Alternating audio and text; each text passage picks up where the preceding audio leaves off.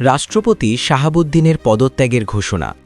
বাংলাদেশের রাষ্ট্রপতি মোহাম্মদ শাহাবুদ্দিন ৭৫ বছর বয়সী এই অভিজ্ঞ রাজনীতিক ও প্রশাসক গত কয়েক মাস ধরেই নীরব, প্রায় অদৃশ্য হয়েছিলেন। কিন্তু ত্রয়োদশ জাতীয় সংসদ নির্বাচনের তফসিল ঘোষণার দিন তিনি হঠাৎ করেই সরব হয়ে উঠলেন, আর সবার অজান্তেই এক অভিমানী বিদায়ী মনোভাব নিয়ে দিলেন ঝড় তুলতে পারে এমন এক ঘোষণা। হোয়াটসঅ্যাপের মাধ্যমে রয়টার্সকে দেওয়া এক সংক্ষিপ্ত সাক্ষাৎকারে রাষ্ট্রপতি বলেন, আমি বিদায় নিতে আগ্রহী, এখানে আর থাকতে চাই না। এরপর bdnews24.com-এর পক্ষ থেকে যোগাযোগ করা হলে তিনিই ফোন ধরেন। প্রশ্ন করা হলে খুব শান্ত গলায় তিনি বলেন, নতুন সরকার এলে যদি তারা বলেন থাকবেন না, তাহলে তো সেটাই স্বাভাবিক, পৃথিবীতে তো এমন নতুন কিছু নয়। আর এক মুহূর্ত থেমেই যোগ করেন, আমার ভালো লাগে না। তার এই তিনটি শব্দ এখন রাজনৈতিক অঙ্গনে ব্যাপক আলোচনার কেন্দ্রবিন্দু। ২০২৩ সালের ২৪শে এপ্রিল আওয়ামী লীগ সরকারের সময় রাষ্ট্রপতির দায়িত্ব নেন শাহাবুদ্দিন, কিন্তু দায়িত্ব নেওয়ার ১৬ মাসের মাথায় দেশ প্রবেশ করে এক ঐতিহাসিক মোড়ে। ছাত্র জনতার অভ্যুত্থানে আওয়ামী লীগ সরকারের পতন, শেখ হাসিনার প্রস্থান, অন্তর্বর্তী সরকারের দায়িত্ব গ্রহণ, সব বাতিল হয়ে গেলেও বদলায়নি একটি জায়গা, বঙ্গভবন। রাষ্ট্রপতি হিসেবে সাংবিধানিক বাধ্যবাধকতার কারণে তাঁকেই দায়িত্বে থাকতে হয়, কিন্তু সেই সময় থেকে আরেক ধরনের একাকিত্ব ঘিরে ধরে তাঁকে।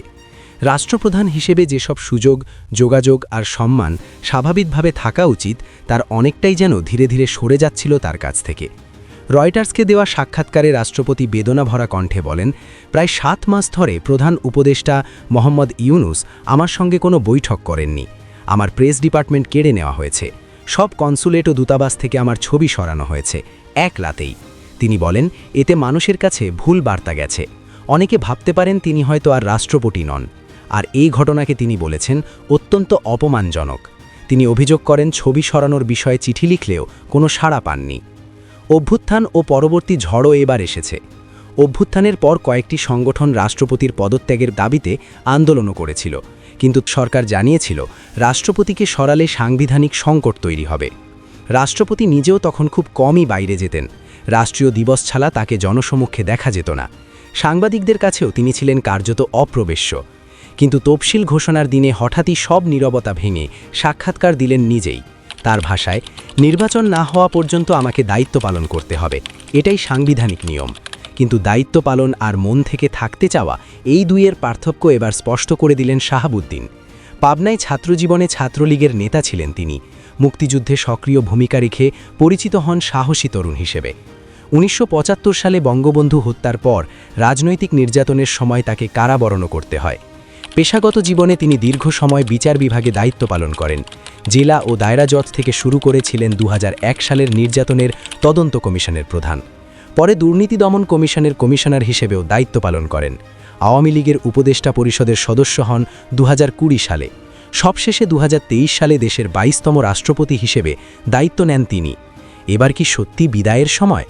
দেশের রাজনৈতিক পরিস্থিতি এখন আবার নতুন এক অধ্যায়ের সামনে। নির্বাচন আসছে, নতুন সরকার গঠিত হবে, এরপর কি রাষ্ট্রপতি পদে পরিবর্তন আসবে? রাষ্ট্রপতি নিজের কথায়, নতুন সরকার এলে তারা অনুরোধ করলে আমি চলে যাব। তার গলায় অভিমান ছিল ক্লান্তিও, কিন্তু ছিল সবচেয়ে বেশি এক ধরনের বেদনা, আর সেটিই হয়তো তাকে বলতে বাধ্য করেছে, আমার ভালো লাগে না।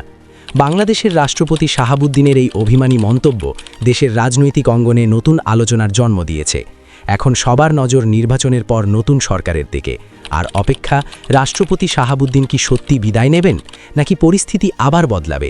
সময়ই এর উত্তর দেবে।